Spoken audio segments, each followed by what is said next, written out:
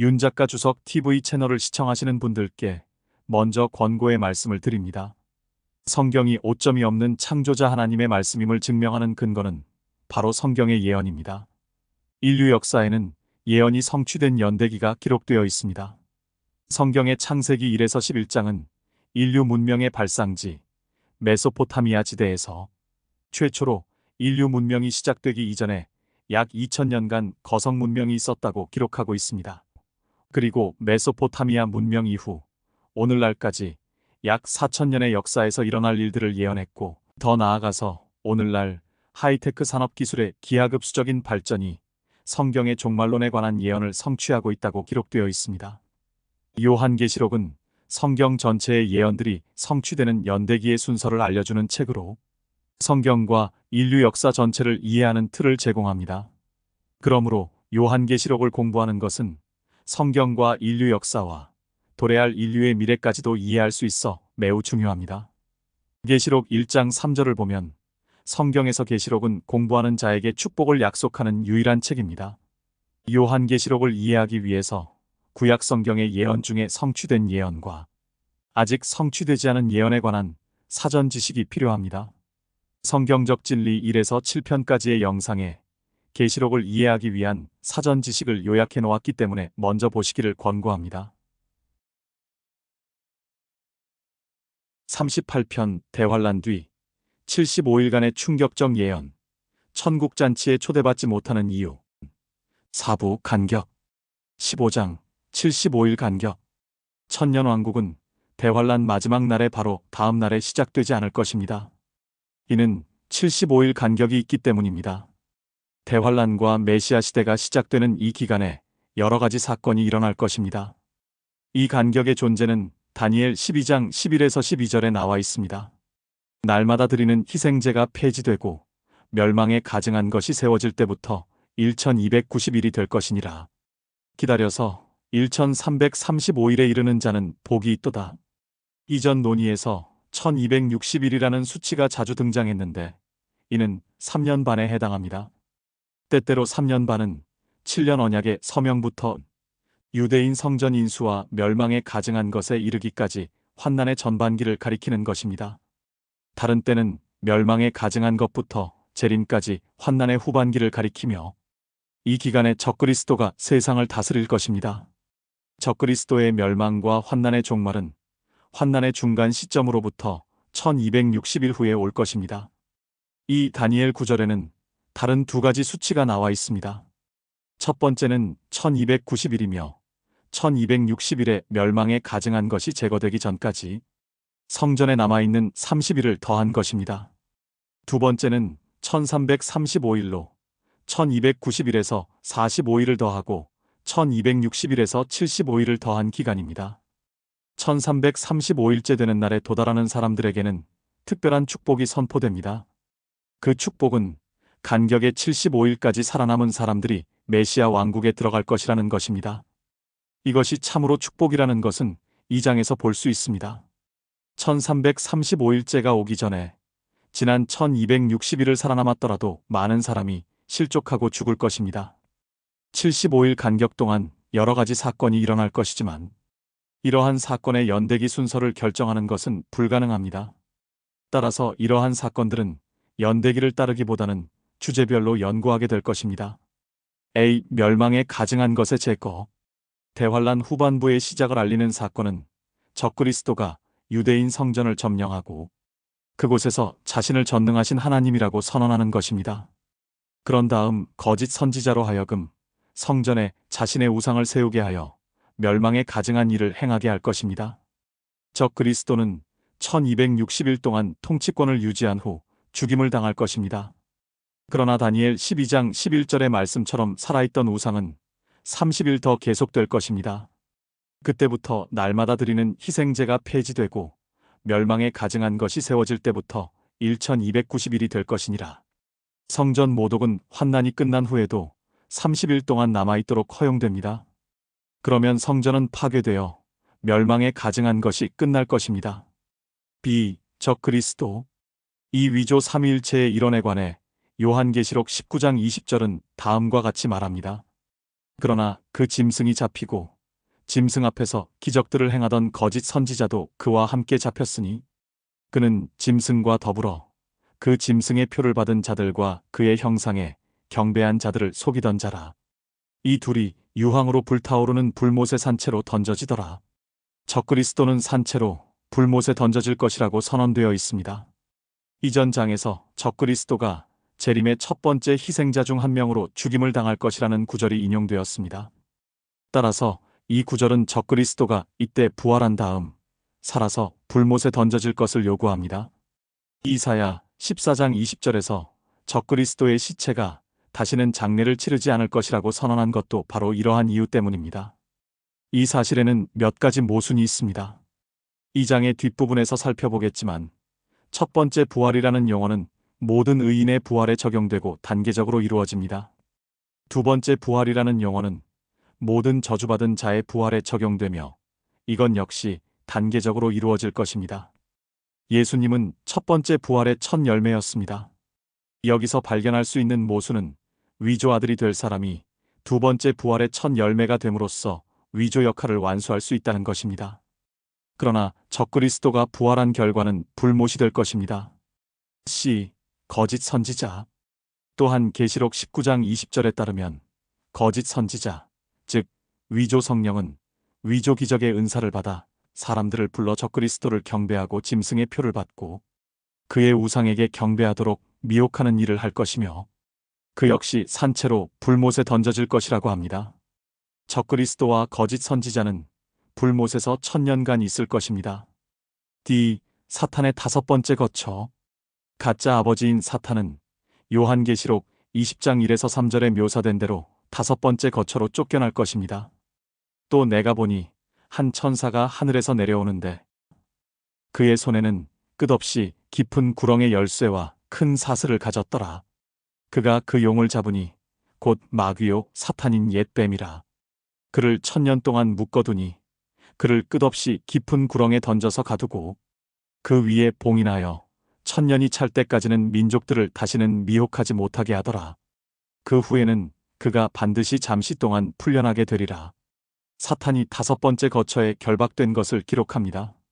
이 구절에서 결박하는 자는 천상의 존재 중 가장 낮은 계급인 일반 천사, 1절의 일원이지만 기름 부음받은 그룹, 케루빔을 결박할 수 있고 지혜와 아름다움으로 봉인할 수 있는 자로 묘사됩니다. 사탄이 갇혀있는 기간은 1000년이 될 것입니다. 2절. 3절은 사탄이 결박되는 장소와 목적, 그리고 약속에 관하여 설명합니다. 장소에 관해서는 타락한 천사들이 일시적으로 갇히는 장소인 무저갱이 될 것입니다. 목적에 관해서는 더 이상 민족들 사이에서 속이는 일을 자유롭게 할 수 없게 하는 것입니다. 그러나 인류를 한 번 더 시험하기 위해 잠시 동안 풀려날 것이라는 약속으로 결박이 이루어집니다. 2. 이방인의 심판. 환란의 과정에 많은 이방인이 죽임을 당하고 아마겟돈 전쟁에서 이방인 군대가 학살을 당할 것이지만 여전히 많은 수가 살아있을 것입니다. 이 모든 것이 이제 성경의 두 구절에 묘사된 심판을 위해 함께 모일 것입니다. 첫 번째 구절은 요엘서 3장 1에서 3절에 있습니다.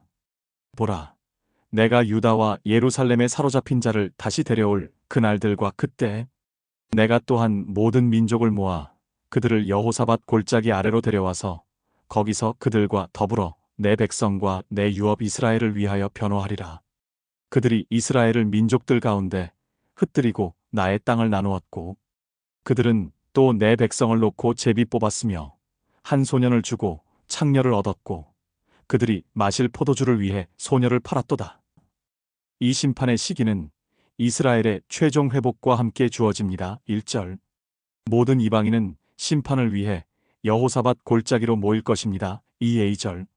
아마겟돈 전쟁이 끝날 바로 그 장소가 이방인들이 심판을 받게 될 장소입니다. 영원한 생명이냐 아니면 영원한 지옥이냐는 운명을 판가름하는 이러한 성격의 심판은 민족적 심판으로 받아들일 수 없으며 개인적 심판입니다. 번역된 민족이라는 단어는 이방인을 의미하기도 해서 이방인으로 번역되어야 합니다. 이 심판의 근거는 반유대주의 또는 친유대주의가 될 것입니다. 2비에서 3절. 이 모든 이방인은 대환란 기간 유대인들을 대하는 태도에 따라 심판을 받게 될 것입니다. 이 공소장에 열거된 이스라엘에 대한 죄는 첫째, 유대인을 학대하는 것, 대환란 중. 둘째, 땅을 갈라놓는 것, 아마겟돈 전쟁. 셋째, 유대인을 노예로 파는 것, 스가랴 14장 1에서 2절 등입니다. 그 당시에 살아있는 각 이방인은 이러한 행위에 참여하거나 참여하지 않은 것에 따라 심판을 받게 됩니다. 이 심판의 결과는 마태복음 25장 31에서 46절의 두 번째 구절에 나와 있습니다. 심판자, 심판, 그리고 심판받는 사람들이 25장 31에서 33절에 명시되어 있습니다. 인자가 그의 영광 중에 오고 또 모든 거룩한 천사들이 그와 함께 오면 그때에 그가 그의 영광의 보좌에 앉으리니 그 앞에 모든 민족들을 모아놓고 마치 목자가 양들을 염소들에서 갈라놓듯이 그들을 따로 갈라놓으니라. 그리하여 양들은 그의 오른편에 염소들은 그의 왼편에 세워두고 심판자 31절은 다름 아닌 여호사밧 골짜기에서 영광으로 둘러싸인 보좌에 앉으실 메시아가 될 것입니다. 아직 살아있는 모든 이방인은 심판을 위해 보좌 앞에 모일 것입니다. 32절. 헬라어로 번역된 민족은 이방인을 가리키는 일반적인 단어이기도 합니다. 이것은 반유대주의 또는 친유대주의에 근거한 개별적인 심판이기 때문에 후자가 취해야 할 방식입니다. 이 심판에서 모든 이방인은 친유대주의 양진영 또는 반유대주의 염소진영의 두 진영으로 나뉠 것입니다. 33절. 마태복음 25장 34에서 40절은 친유대주의 양에 관한 말씀입니다.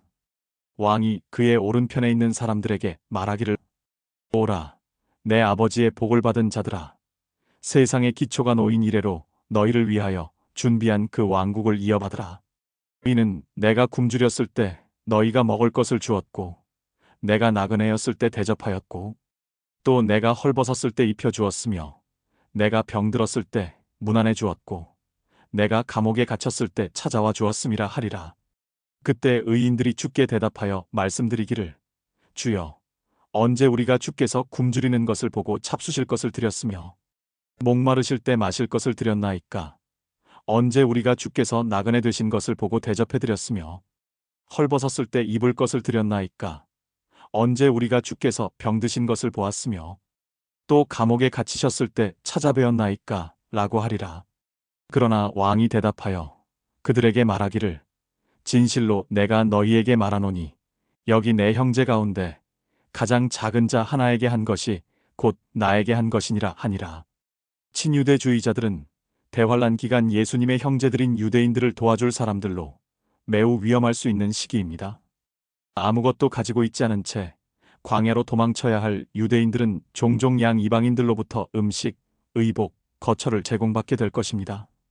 감옥에 있는 유대인들을 면회함으로써 유대인들과 자신을 동일시하고 유대인들에게 다른 친절 행위를 할 것입니다. 이러한 행위로 인해 그들은 메시아 왕국에 들어갈 수 있게 될 것입니다. 34절. 바빌론의 멸망에 관여하게 될 양같은 이방인들입니다. 이사야 13장 1에서 5절.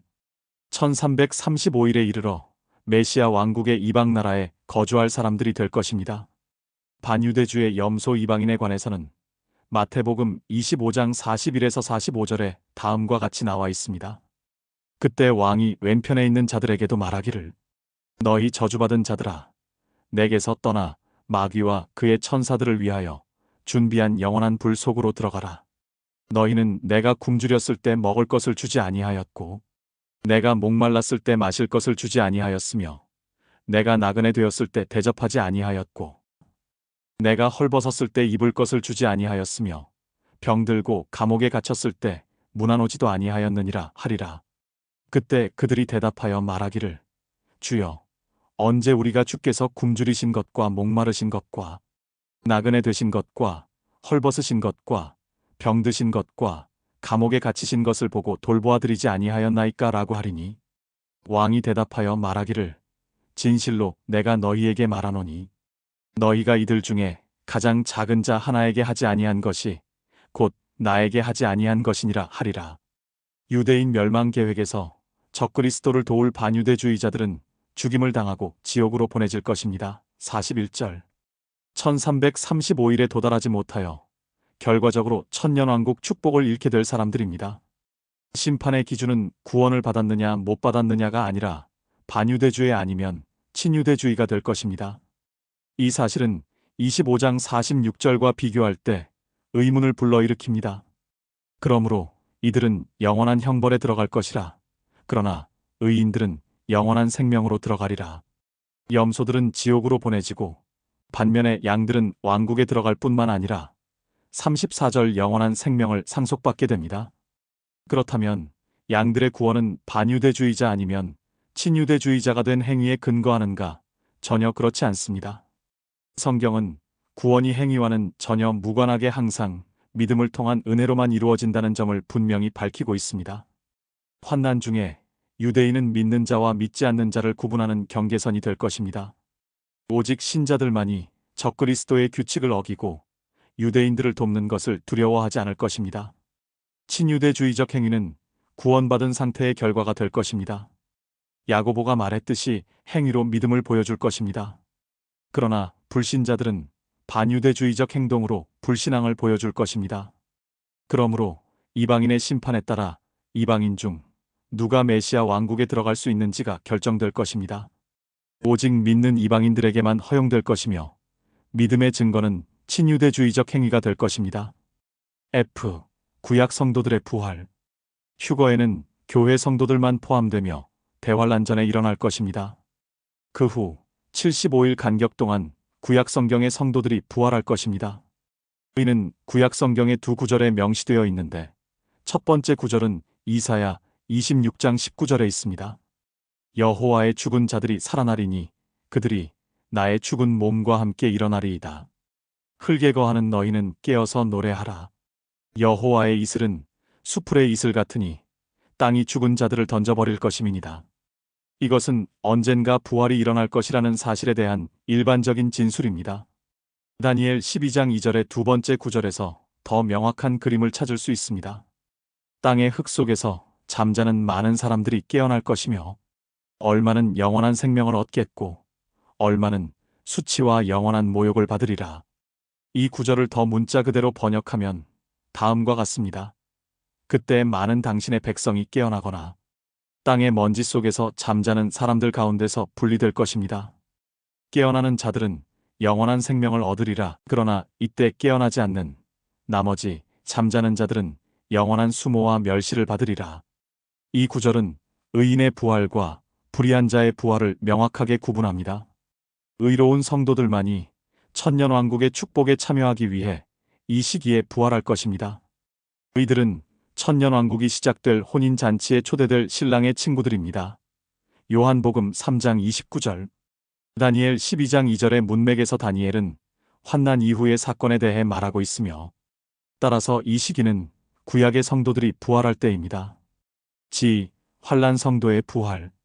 구약 성경 성도들의 부활뿐만 아니라 요한계시록 20장 4절에 따르면 대환란 중에 죽임을 당한 성도들의 부활도 있을 것입니다. 또 내가 보좌들을 보니 그들이 그 위에 앉았는데 심판이 그들에게 주어졌더라. 또 예수에 대한 증거와 하나님의 말씀으로 인하여 목베임을 당한 사람들의 혼들로 보았는데 그들은 그 짐승에게나 그 형상에게 경배하지 아니하였을 뿐만 아니라 그의 표를 그들의 이마 위에나 손에도 받지 아니하였더라. 그러므로 그들은 살아서 그리스도와 함께 천년을 통치하리라. 이 구절에서 요한은 메시아와 함께 통치하는 두 무리의 성도를 봅니다. 첫째는 심판을 받은 사람들입니다. 여기서 말하는 심판은 메시아의 심판 때입니다. 그러므로 이 성도들은 교회 휴거 때 부활할 교회 성도들이며 심판의 과정에서 상급을 받게 될 것입니다.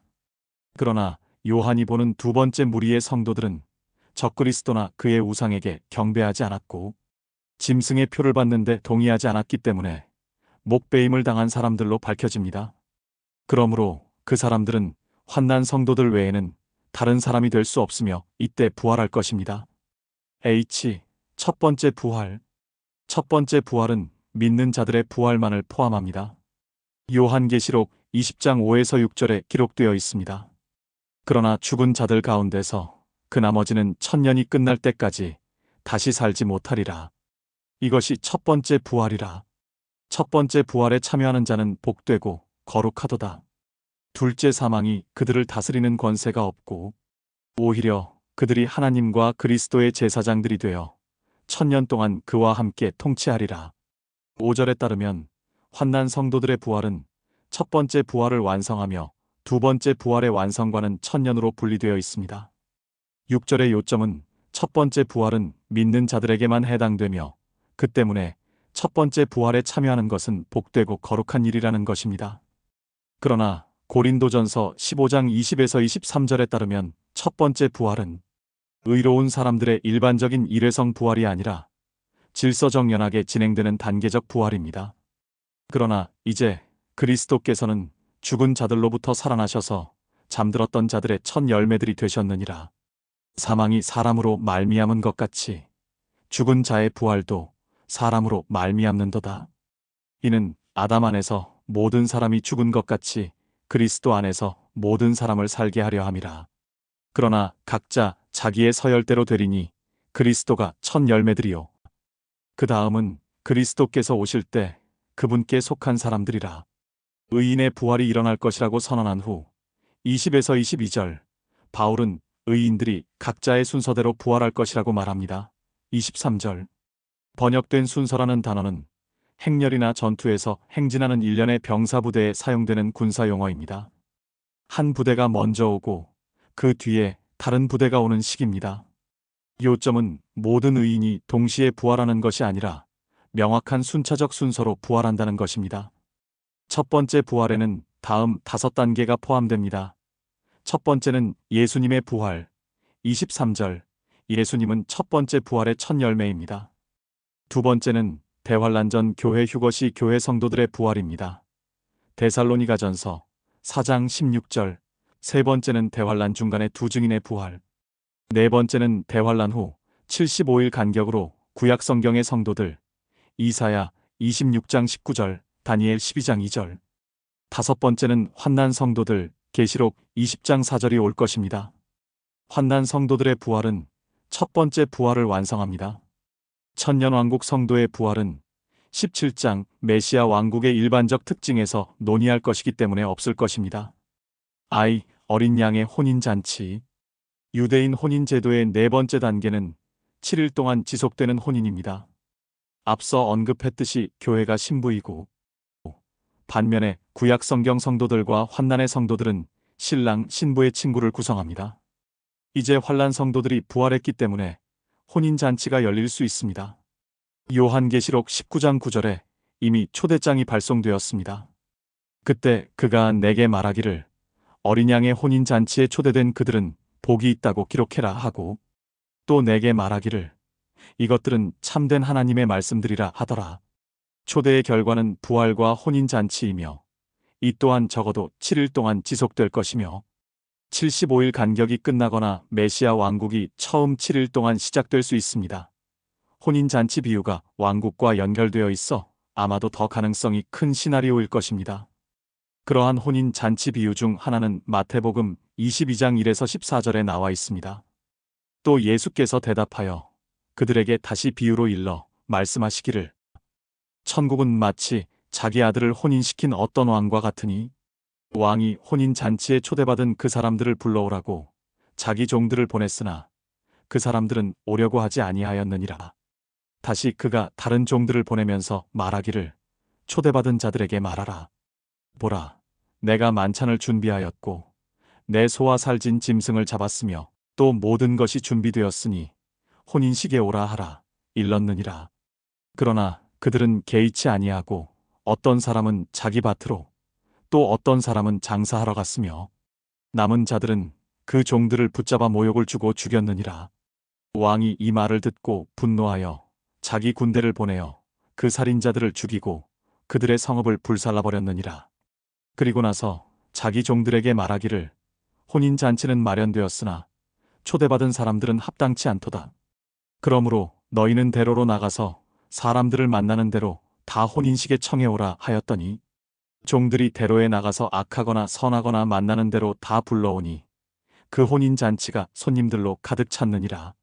왕이 손님들을 보러 들어가서 거기에 예복을 입지 않은 한 사람을 보고 그에게 말하기를 친구여, 그대는 어찌하여 예복도 입지 않고 여기에 들어왔는가 라고 하니 그가 아무 말도 없었느니라.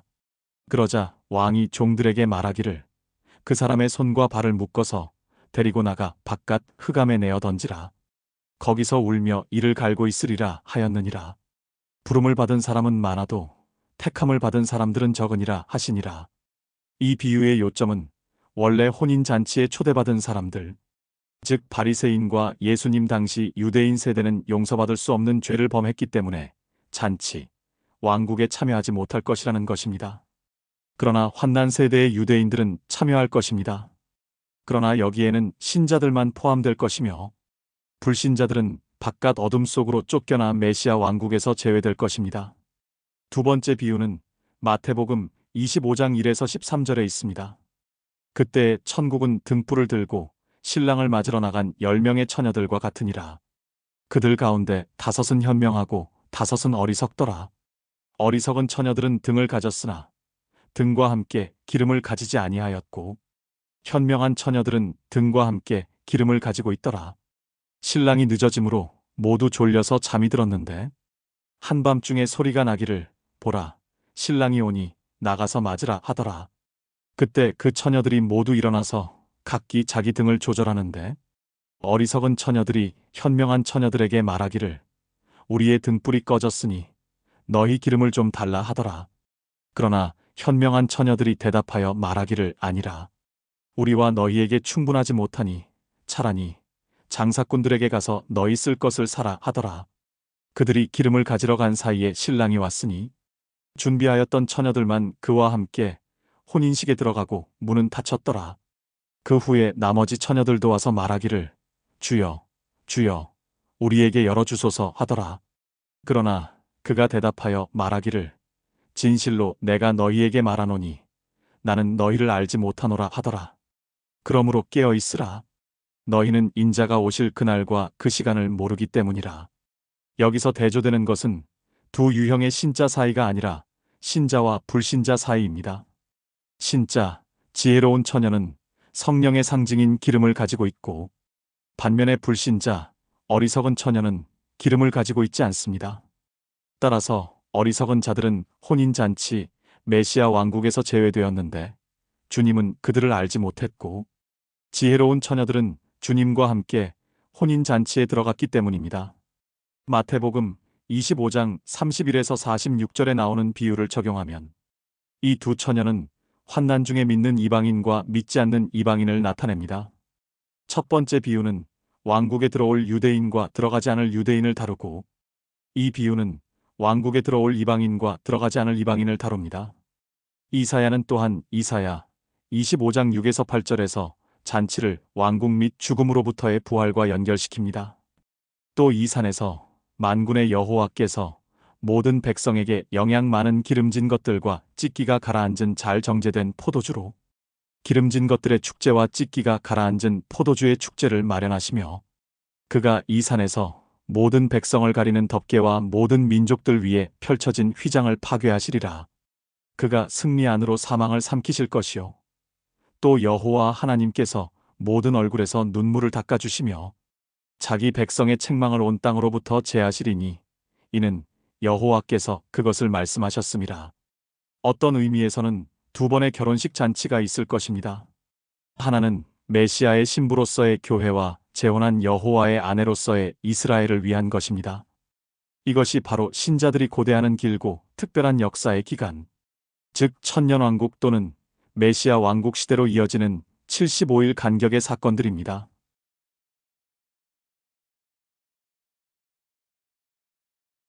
성경이 창조주 하나님의 말씀임을 증명해 주는 것은 바로 예언입니다. 구독과 알림을 설정해 놓으시면 매주 일요일 오후 7시에 올리는 요한계시록 주석을 보실 수 있습니다. 요한계시록은 구약 성경의 모세오경과 예언서들 그리고 신약 성경에 흩어져 있는 모든 예언 중에 이미 성취된 예언들과 오늘날 현재 성취되고 있는 예언들과 성취가 임박한 예언들을 구별하는 틀을 제공합니다.